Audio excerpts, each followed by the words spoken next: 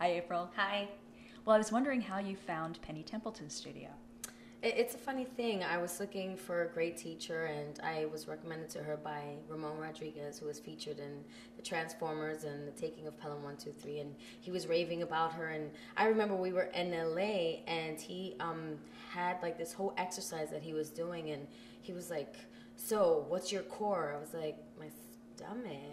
And he's like, "No, the core of your character." And I knew, I was like, wow, this is something different. So it was really through a friend. So what are the exercises that you learned from Penny, the techniques that maybe really mean a lot to you when you're working on the set or working on a play? One of the exercises that really meant to me was, I guess the first time when we did the bar, and that was a whole exercise I've never experienced before in my life in any other acting class. And, you know, it's this whole process of just really getting to the truth of what's going on in the moment. And usually, you know, as actors, we get all crazy, but Penny has found a way to always get us centered and to always work towards that. And in that center, amazing things happen.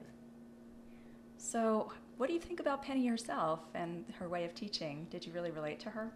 I always say that Penny was my long-lost mother.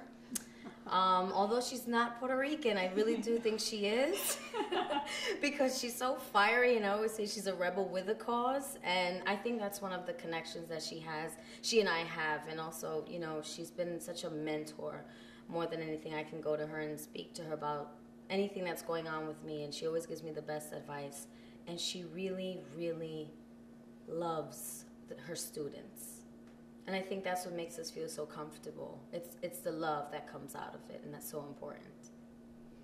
So what do you think is the most helpful thing on the set when you're preparing a character that you've learned from studying with Penny?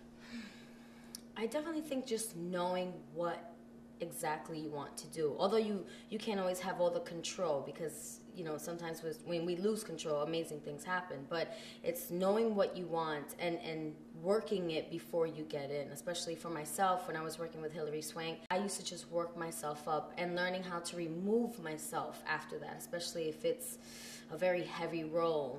Sometimes we take that home, and Penny's always like, leave it on the set, you know, and it's so important that we do that because we can't carry that. So I just always say, you know, be focused and know exactly what you want from the character. So what would you recommend for students just starting out in acting who might be interested in learning these techniques that are, say, on this DVD? I guess the most important thing is really understand why you want to become an actor.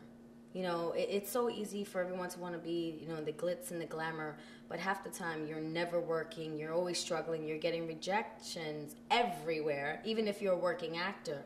So it's, no matter how hard it gets, you still want to act. Can you still act for a play where there's no money and it's still not going to fulfill you? And if that does, then that's your calling, and then you should move forward and continue with classes and always be open to learning, you know, and share what you learn, because when you share and you give, you always get back. So what was your favorite part of the acting bar?